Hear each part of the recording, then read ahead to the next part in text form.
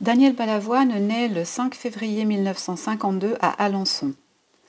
Benjamin d'une fratrie de 6 enfants, élevé tantôt dans le Pays basque et tantôt à Tizi Ouzou en Algérie, il se prend de passion pour la musique après avoir entendu She Loves You des Beatles. Il a alors 11 ans. Il va se consacrer à cette grande découverte qui deviendra sa passion et deviendra célèbre grâce à Michel Berger et Luc Plamondon qui lui offriront le rôle de Johnny Roquefort dans la comédie musicale Starmania. Il se fera remarquer par la suite en rapport à ses prises de position et son engagement dans des causes sociales. Son dernier album, Sauver l'amour, sort en 1985. Lors de la course Paris-Dakar 1986, où il représente une organisation humanitaire, Action École, à 17h15, il monte dans un hélicoptère qui devait le ramener, lui et ses compagnons, au bivouac de l'arrivée de l'étape à Gourmararousse. Il fait nuit, une tempête de sable se déclenche, il se pose et pour une raison inexpliquée, l'hélicoptère redécolle et s'écrasera sur une dune de sable à 19h20 à 8 km du bivouac. Alors que s'est-il passé dans cet hélicoptère entre son départ et le crash? C'est ce que nous allons tenter de découvrir ensemble et c'est juste après ça.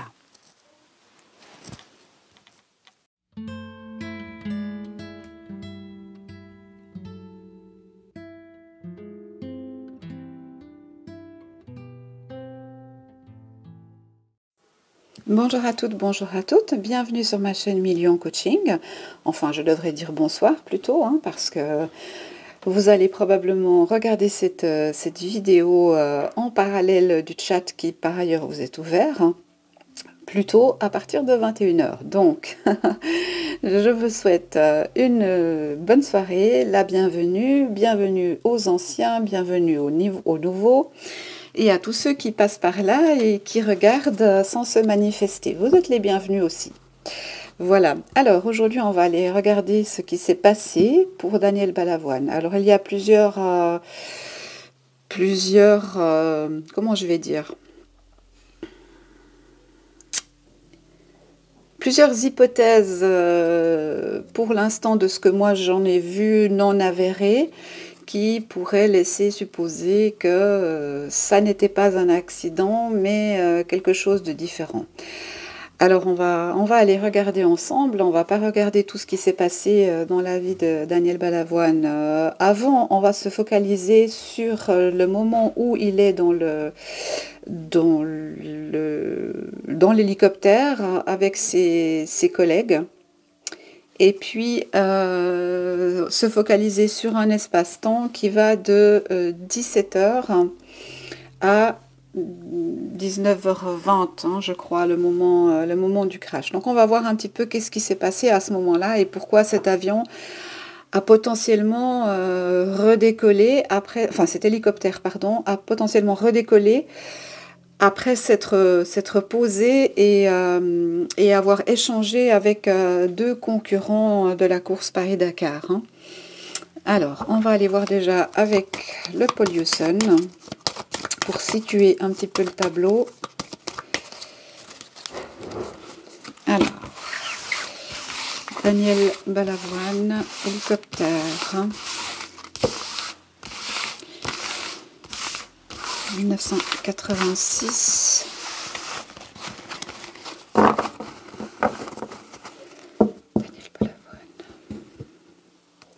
En tout cas, j'espère que vous allez toutes et tous bien, que vous avez passé une belle journée de jeudi.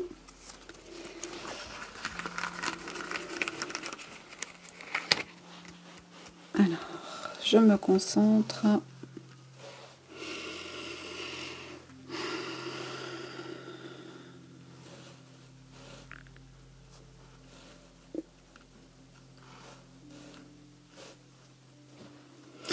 Tiens, là déjà, il semble qu'il y a des personnes qui n'aient pas été d'accord de redécoller. Ça a donné lieu à une certaine... à des discussions, quelque chose comme ça en tout cas. Oh, 3 d'un coup? Ok.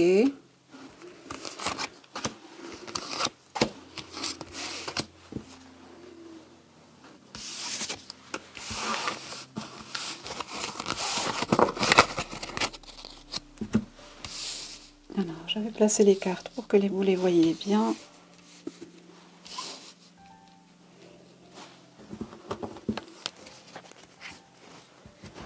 Descendre un petit peu. Elles sont grandes quand même. Hein.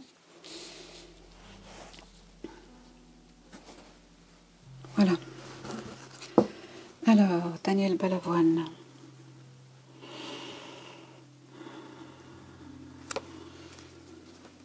Oui, on a mésentente. Dans cet instant, en tout cas dans cet hélicoptère, il y a des mésententes. Peut-être, là je vous apprendrai rien, peut-être des personnes qui sont montées dans cet hélicoptère qui n'auraient pas dû y être. Ça, c'est pas impossible du tout. Hein.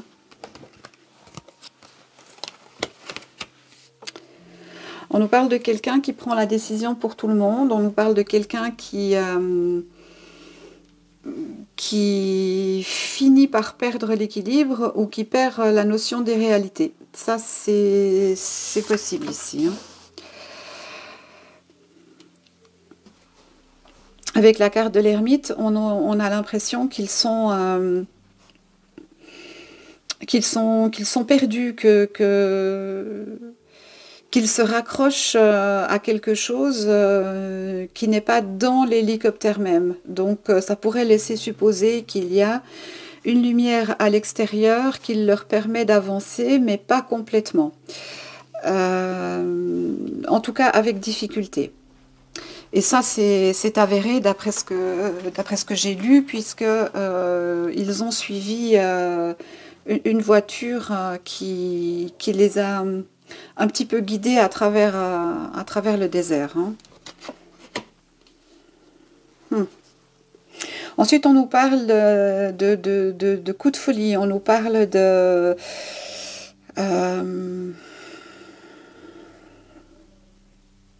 c'est surprenant d'avoir le diable à cet endroit-là pour moi.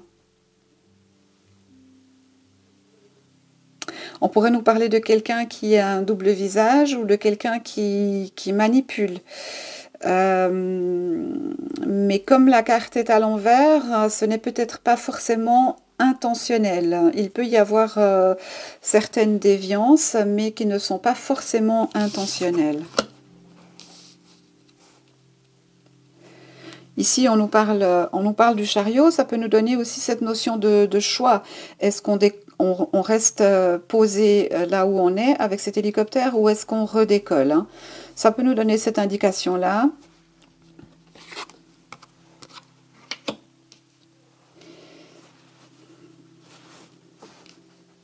C'est intéressant ce tirage, c'est très intéressant ce tirage. On nous parle de justice, mais c'est surtout une notion d'équilibre.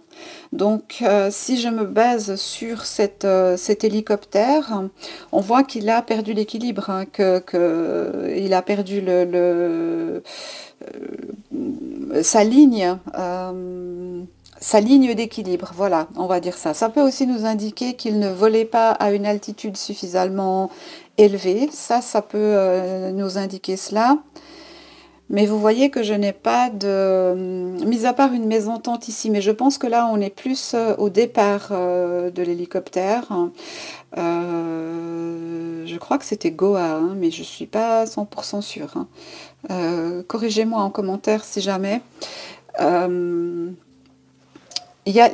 Peut-être des personnes sont montées dans l'hélicoptère qui ne devaient pas y être et des personnes qui auraient dû y être n'y étaient pas. Ça, c'est possible. Ici, on nous parle de quelqu'un qui a autorité, quelqu'un qui est écouté. Ça peut être le pilote ou alors ça peut être un responsable d'expédition. J'ai pas l'impression que ce soit Daniel Balavoine ici. Hein. On a plutôt quelqu'un d'autre. Moi, ici, dans ce tirage, Daniel Balavoine, je le sens un petit peu sur la réserve, un peu effacé. À pas savoir quelle est la décision à prendre qui serait la meilleure. Hein. Ok, on va continuer, on va ouvrir le jeu encore, on va voir. Alors, crash de l'hélicoptère avec Daniel Balavoine. Bon, je ne sais pas combien il y avait de personnes dans cet hélicoptère, 4 je pense, mais là j'extrapole, peut-être c'est 3, peut-être c'est 5, je vais me baser sur 4, 1, 2, 3, 4. Hein. 4, 5, peut-être 5 personnes dans cet hélicoptère. En tout cas, ils sont tous décédés, sauf lui.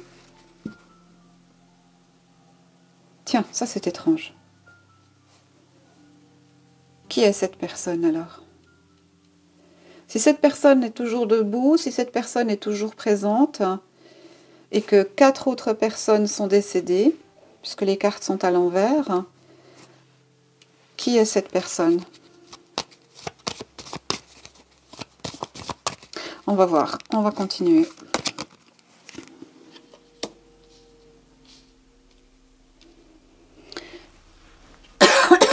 Pardon.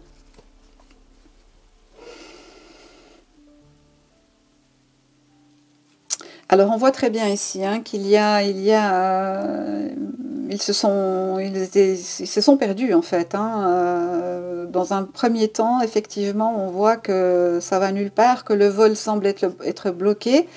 Mais il semble que peut-être pour des considérations financières, il faille aller absolument à ce point de rendez-vous.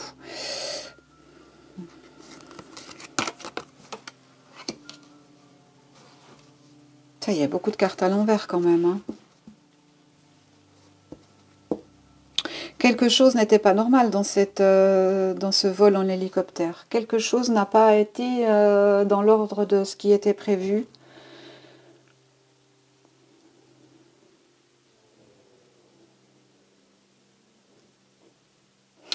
À la lecture du résumé de l'historique, je n'avais pas l'impression que ça pouvait être un attentat, en tout cas pas de la façon dont ça a été exposé dans ce que moi j'ai lu. Alors j'ai pas lu grand-chose, hein, mais voilà, dans le résumé de l'affaire. Hein. Pourtant ici, on pourrait laisser supposer que, en tout cas, une chose anormale s'est produite hein, et qui a mis à mal toute l'expédition. Hein. Bon, ils sont bien décédés. Là-dessus, il n'y a pas de doute. Qu'est-ce qu'on essaye de me dire ici?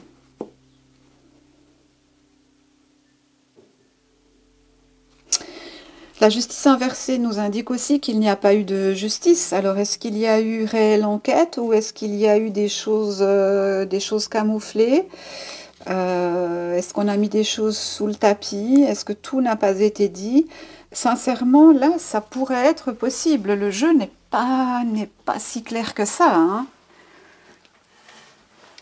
En tout cas, pour ma compréhension à moi, là, il y a quelque chose qui n'est pas tout à fait clair. Mais on ne me dit pas vraiment quoi, en tout cas pour l'instant.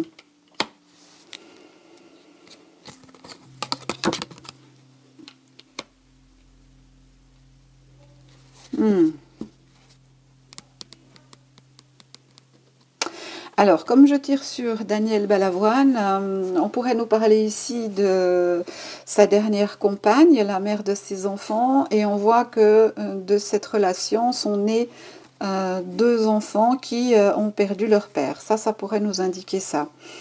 On voit que la progression de ces enfants, d'une certaine façon, a été bloquée.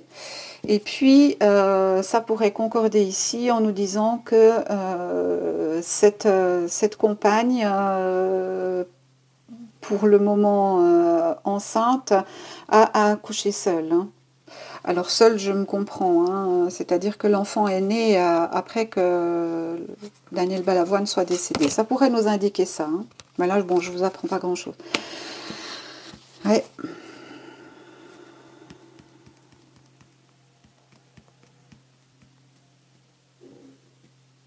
Il y a une problématique là. Il y a quelque chose qui n'est pas comme ça devrait être. On va aller voir avec l'oracle politiquement incorrect.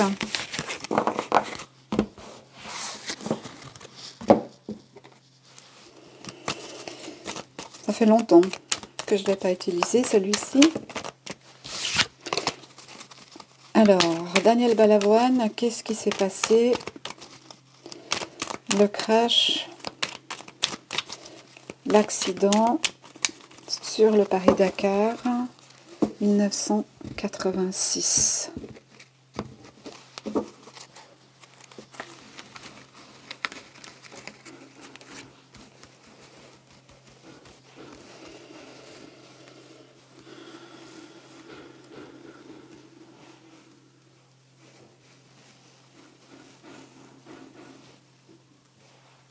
Ouais, moi j'ai vraiment des disputes, hein.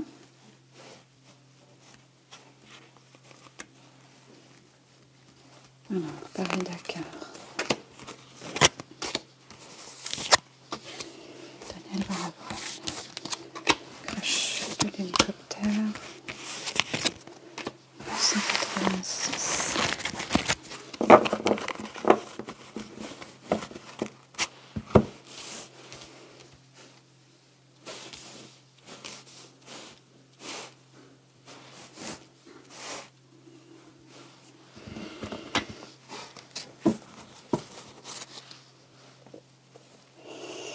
Intéressant ça, on nous dit que quelqu'un devrait être en prison ou quelqu'un a été emprisonné.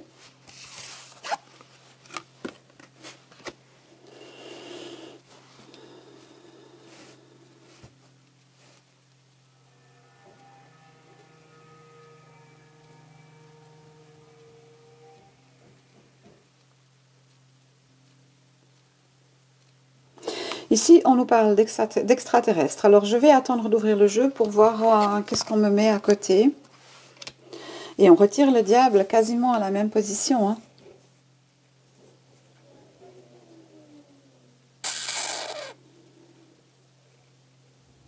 Qu'est-ce qui s'est passé dans cette affaire?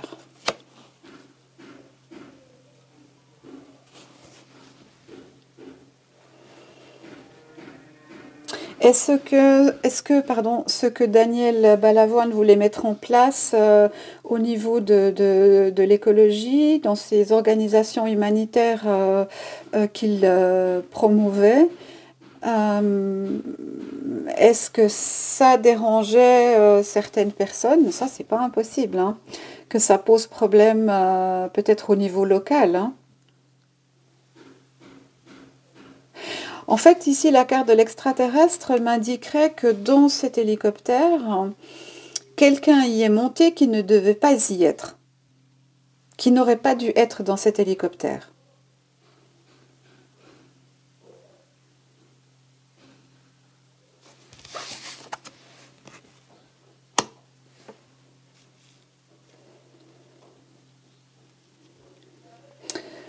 On nous parle de la ville.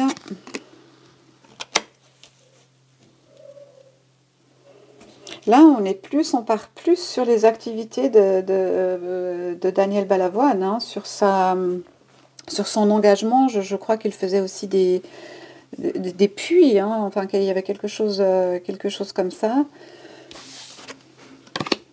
Et la mort.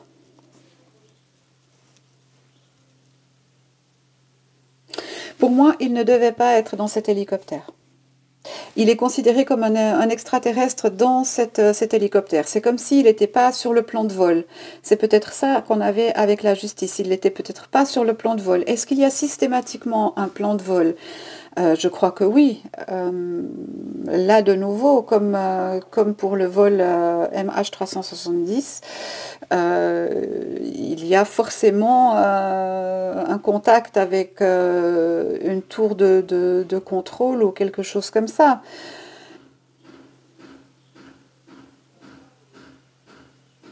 C'est étrange. On nous dit bien que quelqu'un devrait être en prison pour ça, hein. Donc ça laisse supposer que ce n'est pas que de l'activité humaine.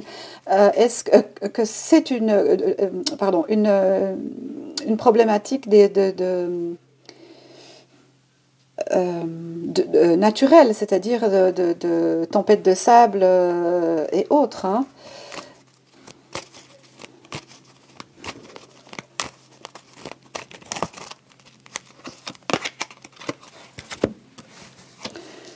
On nous parle de pollution. Clairement, il dérangeait, hein. Alors, clairement, il dérangeait dans ce qu'il faisait. Je pense qu'il avait quand même suffisamment, je vais dire un mot, mais les cojones pour continuer. Il était suffisamment combatif pour aller au bout des projets qu'il menait, mais je pense qu'il a eu pas mal d'embûches sur le chemin, hein.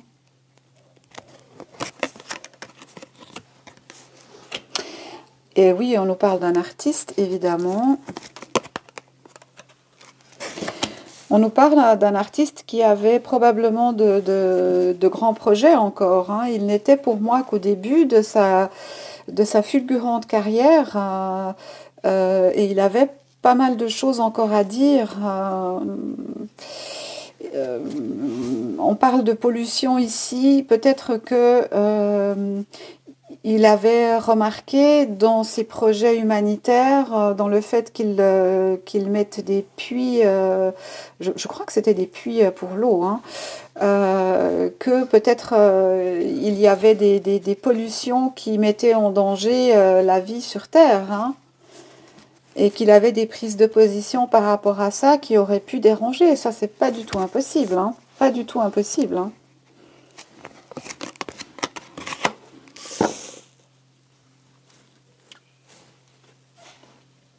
Pourtant, on nous dit qu'il avait des contrats, probablement, des engagements, des partenariats avec des industries, peut-être ceux qui fournissaient les pompes à eau, ça c'est possible. En tout cas, on nous dit que ça c'était en route, que ça fonctionnait, hein. On nous parle de politique. Bon, bah dans le politiquement incorrect, c'est pas tellement surprenant, mais vous voyez qu'on me parle pas vraiment On me fait tout l'entourage, mais sur ce qui s'est passé réellement dans cette cabine d'hélicoptère. euh,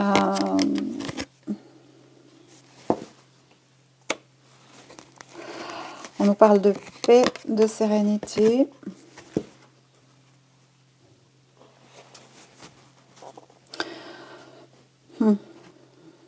Alors, évidemment, on a appris la nouvelle par les journaux, que ces personnes étaient décédées. On aurait tendance à nous dire qu'elles sont en paix.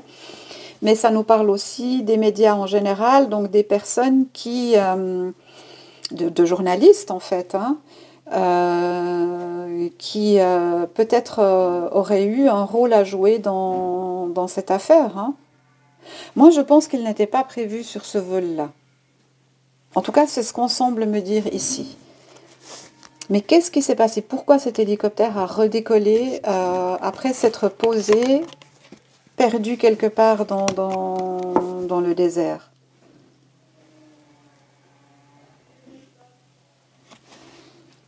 On nous parle de la vie.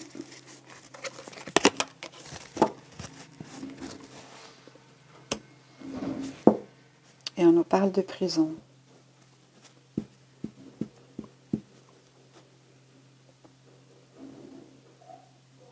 Alors là, je sèche. Moi, ce que je perçois comme énergie, ce sont des disputes assez violentes. Euh,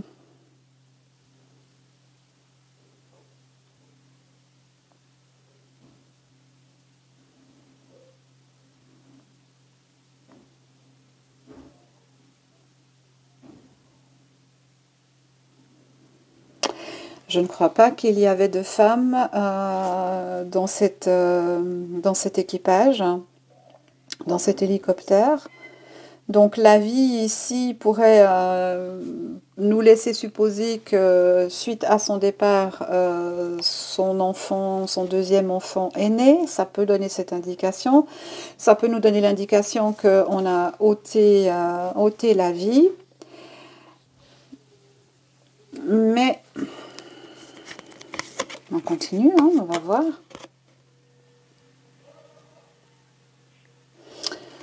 On nous parle de défaite.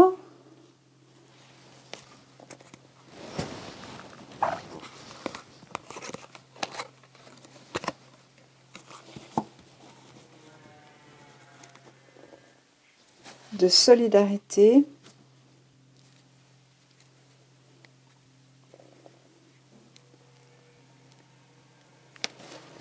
Qu'est-ce qui s'est passé dans cet hélicoptère? Pourquoi cet hélicoptère a redécollé? Il pourrait y avoir une notion financière.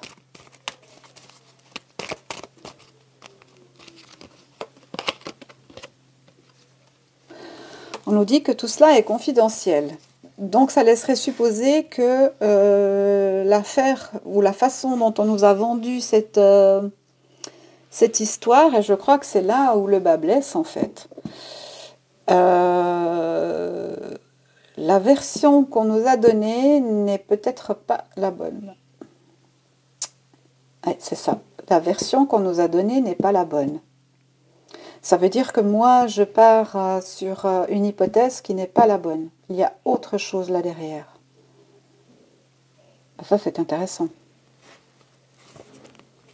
Est-ce qu'on nous dit quoi? On nous parle de l'accident, ok. Alors, de l'accident, mais on nous parle aussi d'insécurité, d'incident, d'imprévu et de collision.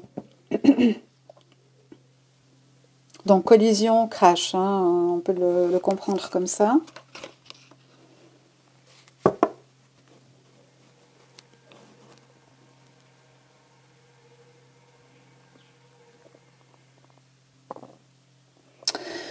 Est-ce qu'ils ont blessé des gens lorsque cet hélicoptère s'est crashé?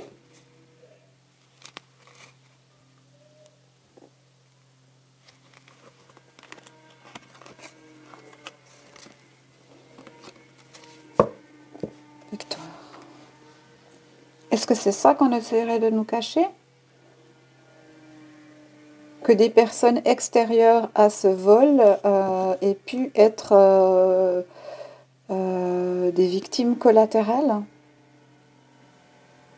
C'est pas impossible, hein. C'est pas impossible, hein. En tout cas, mettez-moi en commentaire ce que ça vous inspire, parce que manifestement, tout n'a pas été dit, ou ce qui a été dit n'est pas tout à fait, la vérité. Donc, ça nous laisserait supposer qu'il y a quelque chose de caché dans cette histoire. Bon, on va continuer, on va explorer encore un petit peu, on va voir. Hein. Qu'est-ce qu'on peut nous dire sur le 3e Paris-Dakar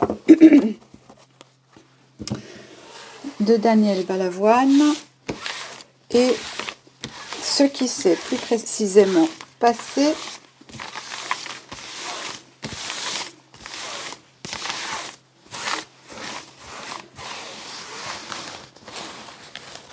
dans l'hélicoptère.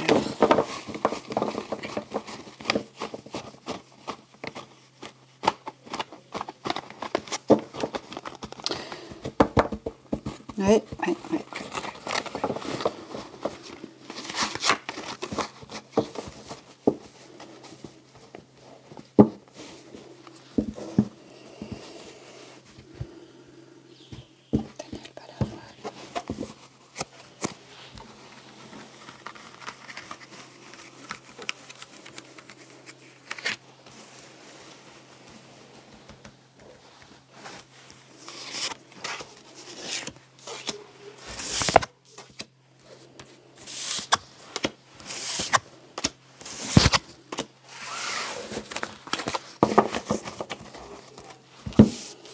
Alors, Daniel Balavoine, 1986, Paris-Dakar.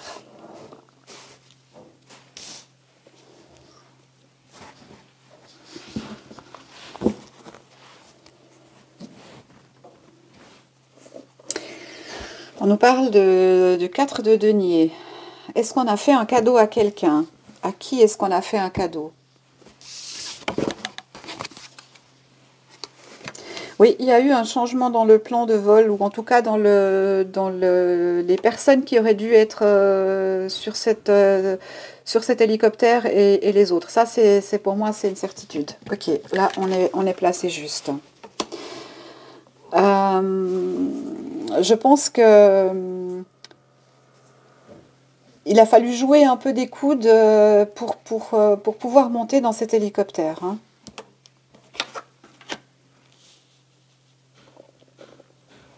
On nous parle d'espérance.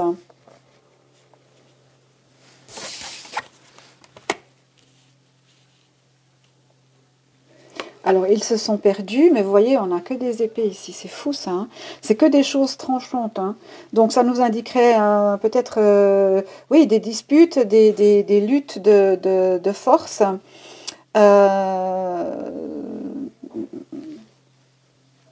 Pour quelle raison? Pour l'argent. Pour l'argent, pour l'argent, pour l'argent.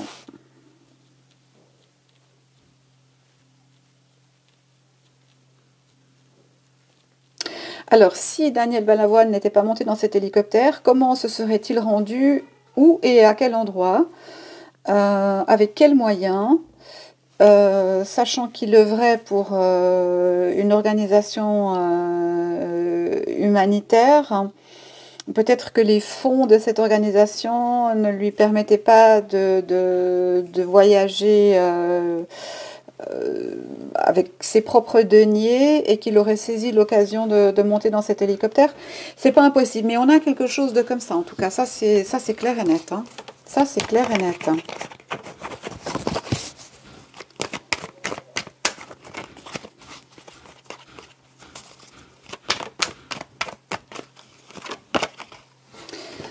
On nous parle de folie.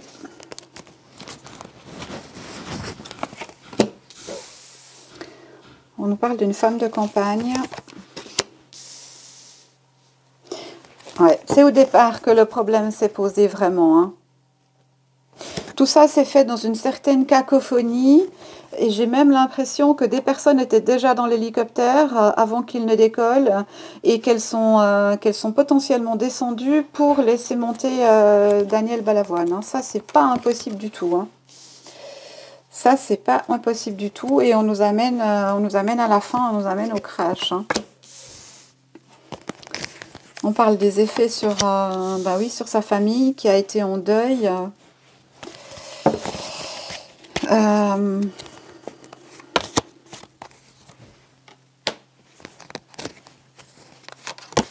Non, il n'était pas prévu sur ce vol. On l'a laissé passer. On l'a laissé monter par amitié.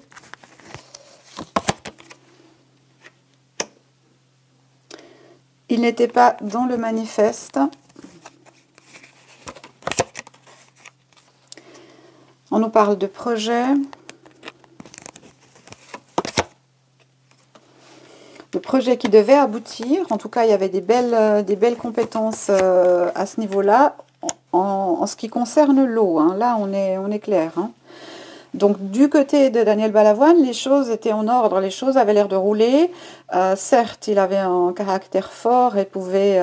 mais il avait des partenariats, il avait ce qu'il faut pour mettre en place ce projet en rapport avec l'eau, semble-t-il.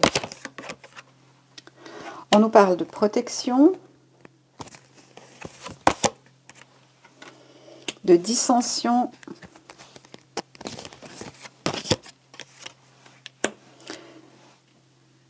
et de sincérité. Mais vous voyez qu'on ne me situe pas à aucun moment dans les tirages, on me situe l'action au moment où cet avion s'est crashé, quoi. C'est quand même très étrange, hein.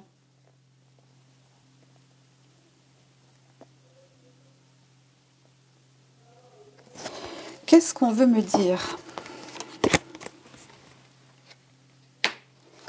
On nous parle de dépouillement.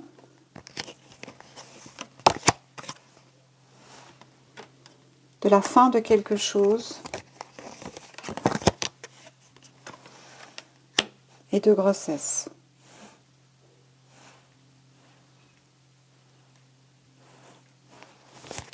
On en revient toujours à sa compagne.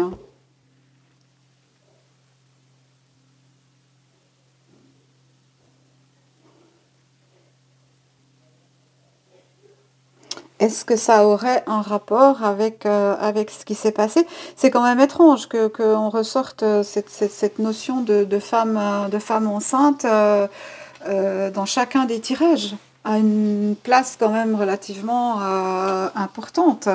Alors, ne me faites pas dire ce que je n'ai pas dit, hein. Je n'incrimine absolument pas cette femme, pas du tout. Je me pose la question de savoir pourquoi, quel est le lien qu'on essaie de me faire comprendre, puisqu'elle ressort dans tous les tirages. Hein. Mais on voit bien que le départ de cet hélicoptère s'est fait dans un certain manque d'ordre, que les projets pour autant étaient bons, étaient viables et auraient pu amener un certain soulagement pour les populations. On nous a parlé de pollution tout à l'heure, donc qui polluait quoi? Ça c'est à voir. Et là on nous parle de trahison, de ville, encore une fois,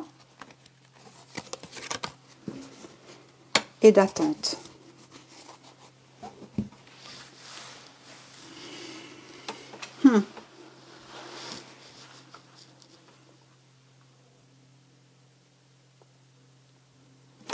Alors, laissons ce jeu-là. Et allons-y avec les dessins, avec l'oracle haut.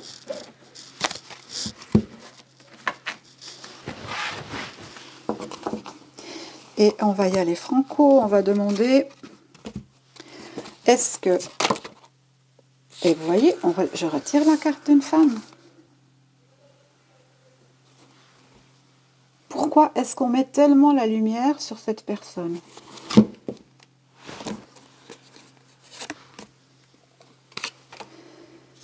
Je ne vais pas vous la montrer, hein.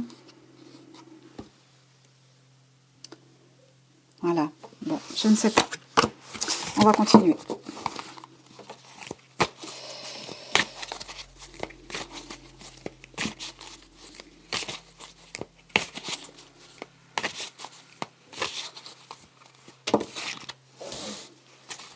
On va y aller en 3 cartes.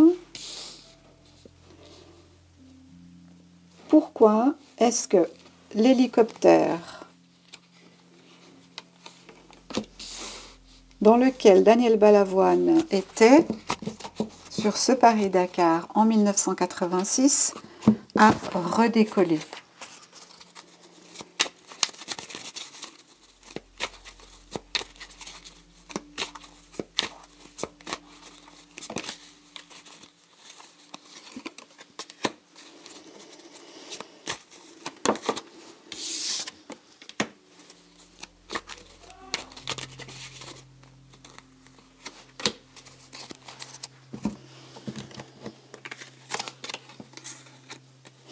Alors, on nous dit que c'était des hommes, qu'ils étaient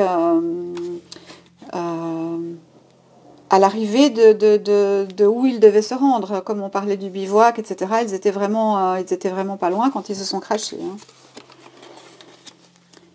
Alors, il y avait la contrainte de la nuit.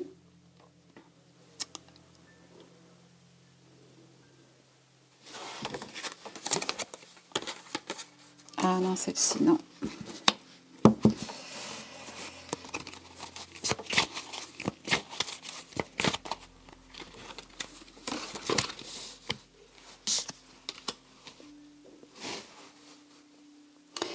Et on nous parle de ferme, fermeté, fermé.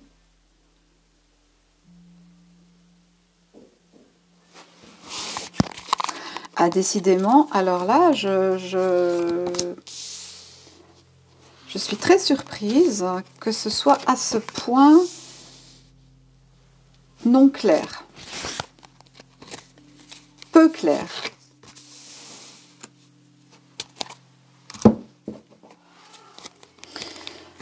On nous parle bien de cycle de la vie. On nous parle de contraintes qui peuvent être aussi des contraintes, il y a la nuit, mais il y a peut-être aussi des contraintes financières et à quelque part aussi une certaine forme d'orgueil, mais dans quel but ?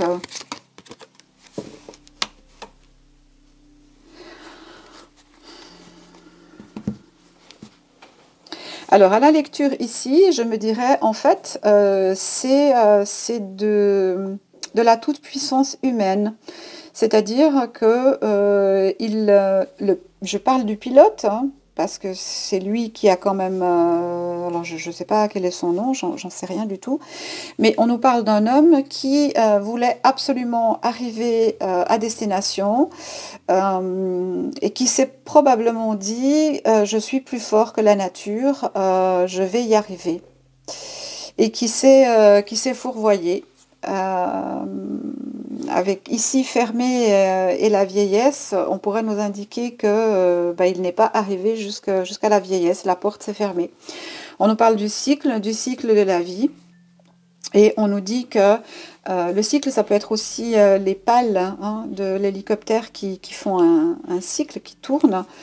On nous parle de se vanter et de merveilleux. Donc on a cette notion quand même assez forte d'ego surdimensionné, se disant Je vais y arriver.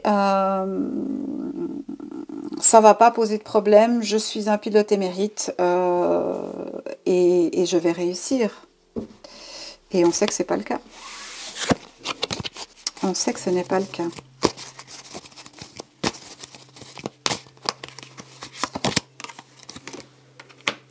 On nous parle de douleur,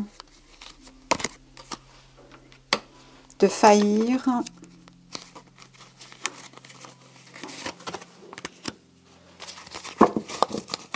Bon, je ne sais pas trop ce que ça vient faire là, ça.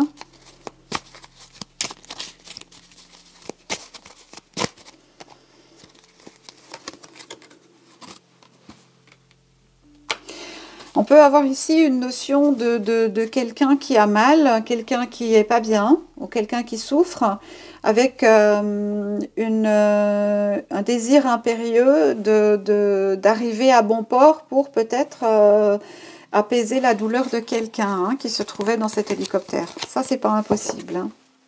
Bon, on nous dit bien qu'ils n'ont pas réussi.